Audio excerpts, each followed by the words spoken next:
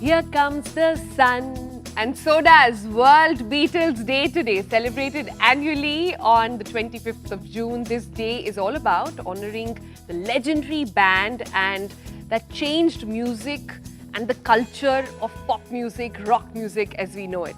The Beatles rocked the world with their innovative sound, groundbreaking studio techniques, changed the face of music as we know it, even back in the 60s.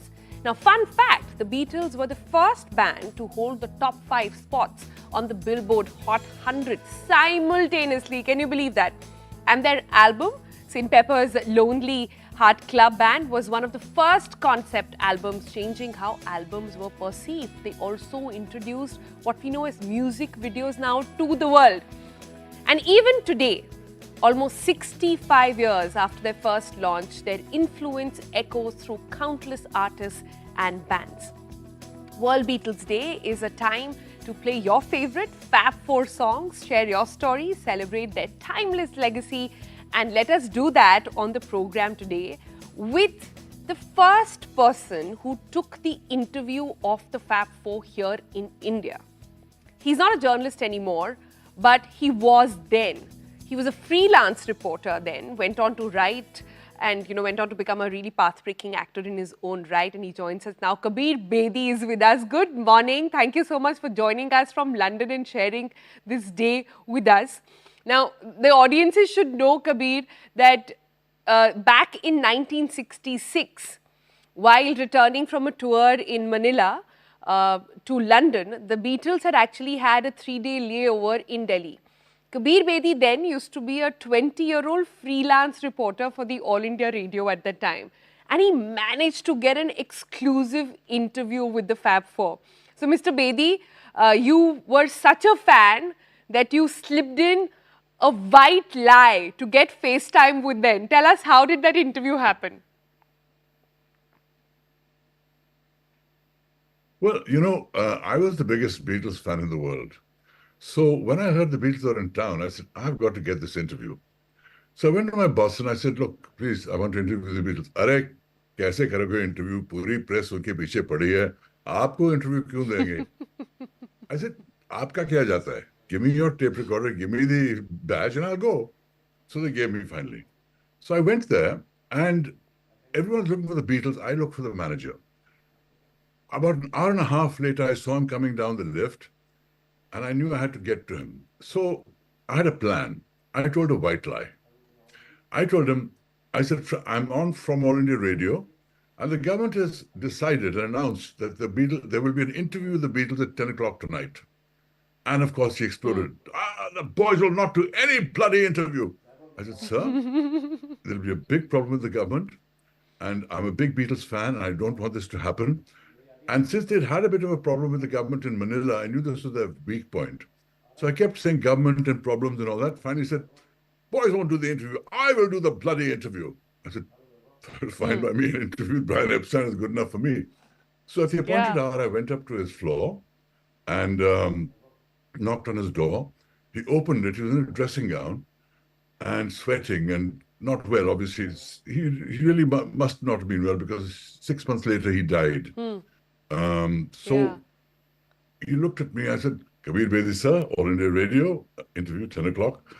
He said, oh, God, I can't do this. And I thought, that's it. He slammed the door. He said, and he came out, tidied up, took me by the hand, walked me across the floor of the Oberoi Intercontinental from his suite at one end to the Beatles suite at the other end. And he said, knocked on the door. Paul McCartney came out. My heart fluttered. And he said, boys, do me a favor. Give this chap an interview. And I was in with the Beatles, all 4 of them.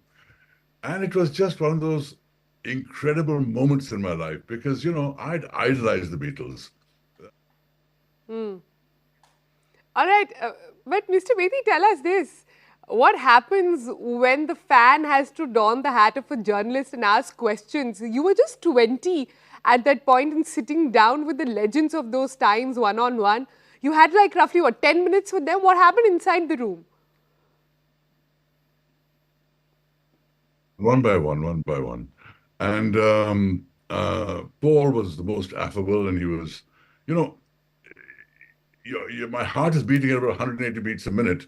Um, I'm in the room with the Beatles, and there's Paul McCartney. Yes, yes, yes, and you know, so I talked to him about his music and Michelle and how he thought of it and how that came about, and then on to Ringo Starr and his thing. And Ringo was the least communicative, and George Harrison and his connection with Ravi Shankar and Yeah. India, and actually his real visits to India and connection was beginning then, because he came back with the Beatles 2 years later to go to Rishikesh, in the ashram of Maharishi Mahesh Yogi. And but he had just met Ravi Shankar, and he had read Vivekananda, and he was a real Indophile, and he considered himself a Hindu of sorts, even then. Hmm. So, and then John Lennon, of Yeah. course, was the icing on the cake. Um, it was just magical interviewing all four of them, and it was the only interview they gave in Delhi, and it was an absolute scoop, and it was done by this rookie reporter called Kabir Bedi from All India Radio. How lovely. But tell me this, Mr. Bedi, so many years down the line, what do you think makes Beatles such a cult band? Like, and people say this, that their music will be heard 100 years from now, 200 years from now. We all loved their music. Until today, their music is one of my favorites. But the Beatles were not just great musicians. They represented a whole age. They represented a changing age, a time when, of the 60s, the ferment of the 60s, when firstly there were these incredible musical bands. There was the Beatles, the Rolling Stones, the Bob Dylan, Joan Baez, Pink Floyd. I mean, there were magical sounds in the air. But more than Hmm. that, they represented a shift from the very rigid hierarchical social structures that were prevalent from the end of World War. And they were the ones that sort of represented the aspirations of all the hippies, of all the new generation people. You know, it was a time when the pill had been invented. There was a kind of sexual freedom in the air. People were demonstrating for peace on the streets around the world against the Vietnam War. It Vietnam was War, yeah.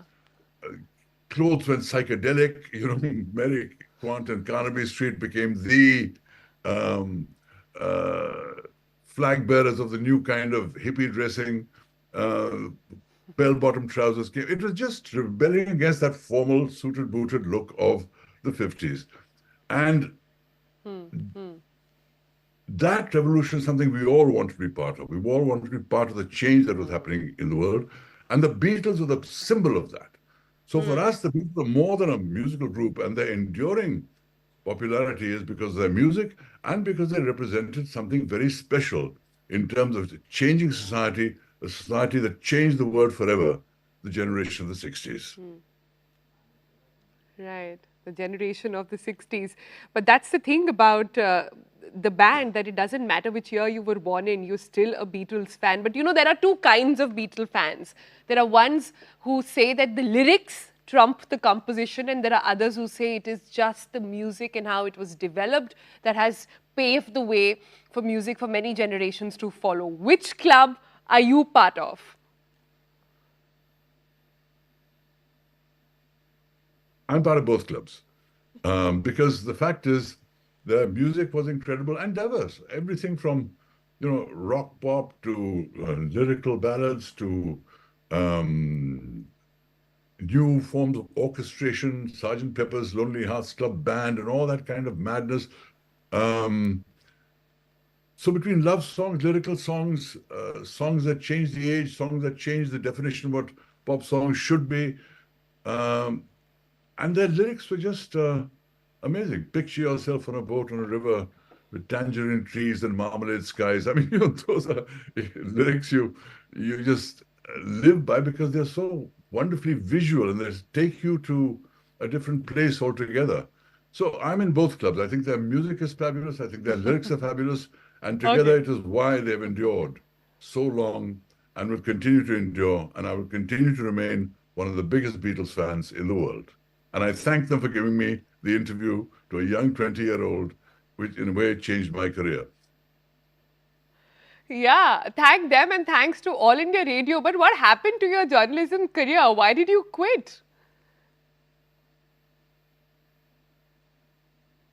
They changed my life, but not for the reasons you may think.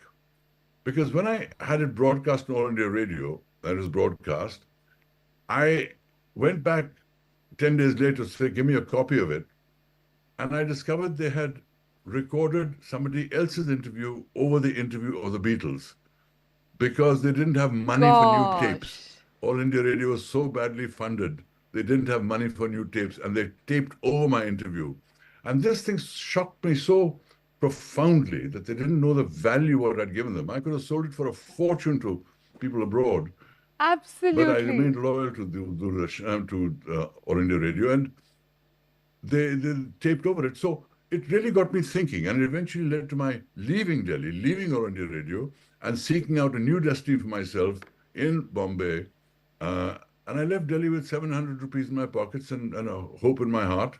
But they were instrumental in making that change that took me to Mumbai to be a filmmaker at the time. And I worked in advertising doing that, but eventually became an actor and became international. But I have to thank the Beatles for that.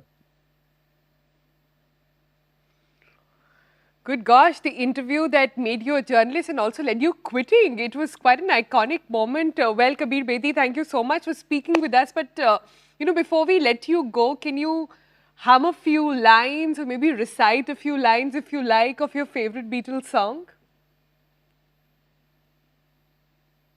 Imagine there's no heaven. It's easy if you try. No hell below us, above us, only sky. Imagine all the people living for today. Imagine there's no countries. It isn't hard to do. Nothing to kill or die for, and no religion too. Imagine all the people living in peace. You may say I'm a dreamer, but I'm not the only one. I hope someday you'll join us, and the world will be as one. Imagine all the people sharing all the world. All right, Kabir Bedi, thank you. Thank you so much for sharing your time, sharing your memories and such beautiful stories with us. And happy World Beatles Day to you.